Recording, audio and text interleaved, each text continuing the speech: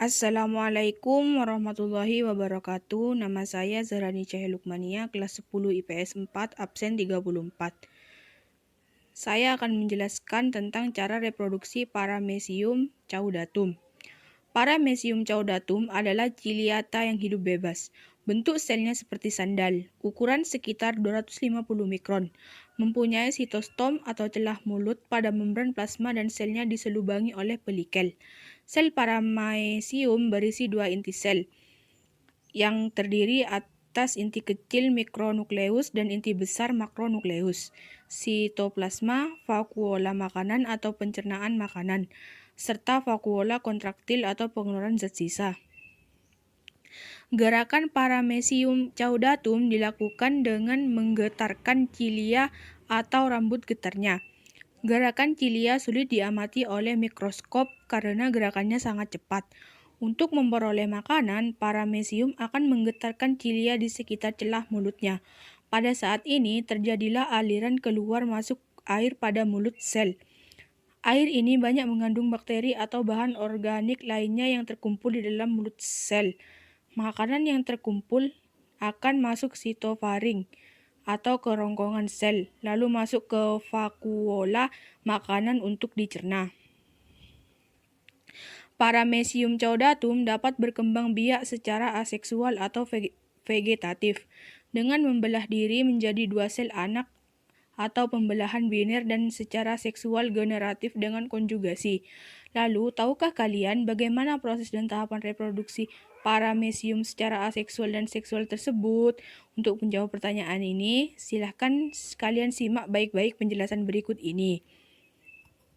Reproduksi Paramecium secara aseksual atau pembelahan biner atau binary fission pada Paramecium caudatum terjadi secara melintang atau transversal.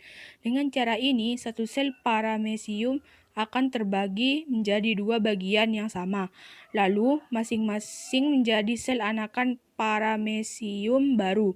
Untuk lebih jelasnya, kalian perhatikan di gambar di bawah ini.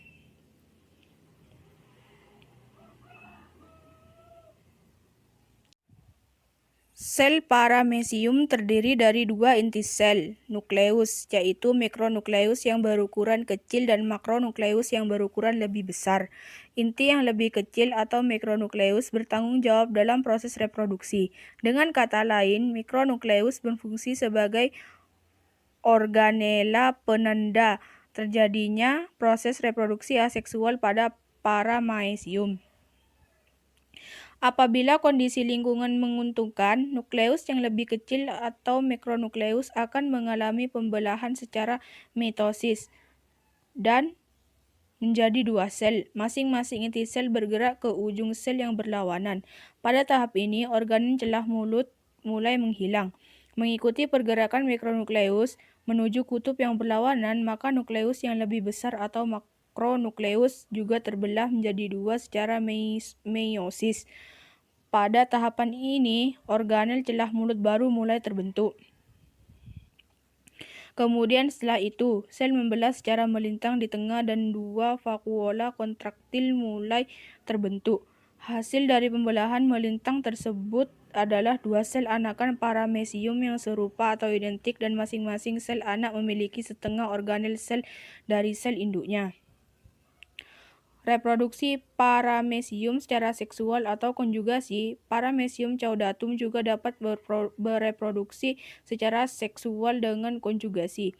Prosesnya didahului dengan pertukaran inti antara dua individu lalu berpisah dan masing-masing membelah menjadi dua individu. Reproduksi seksual pada Paramecium terjadi terutama saat sel terkena kondisi stres. Untuk lebih jelas mengenai perkembangbiakan Paramecium secara konjugasi ini, silahkan kalian amati gambar berikut. Dua Paramecium saling berdekatan lalu saling menempel. Kemudian terjadi dua sel saling menempel pada bagian mulut sel. Membran sel pada sel yang saling menempel tersebut melebar dan terbentuk suatu saluran. Pada bagian masing-masing sel terdapat mikronukleus diploid 2N yang membelah secara meiosis menjadi 4 mikronukleus haploid N, sedangkan makronukleusnya tidak mengalami perubahan. Mikronukleus membelah secara mitosis menjadi 2 mikronukleus, sedangkan makronukleus lenyap, sehingga pada masing-masing sel hanya mengandung mikronukleus. Terjadi saling tukar-menukar mikronukleus, yaitu mikronukleus pindah ke sel lain dan sebaliknya. Mikronukleus yang saling tukar-menukar tersebut melebur dengan mikronukleus yang tidak pindah. Jadi, setelah hasil peleburan itu, setiap sel memiliki mikronukleus diploid. Setiap sel yang telah memiliki mikronukleus diploid atau 2N, selnya pindah dan konjugasi berakhir. Kemudian satu mikronukleus membelah secara mitosis menghasilkan 2 mikronukleus. Salah satu dari 2 mikronukleus itu tumbuh menjadi makronukleus, sehingga setiap sel memiliki 1 mikronukleus dan 1 makronukleus. Demikian yang dapat saya jelaskan, kurang lebihnya mohon maaf. Wassalamualaikum warahmatullahi wabarakatuh.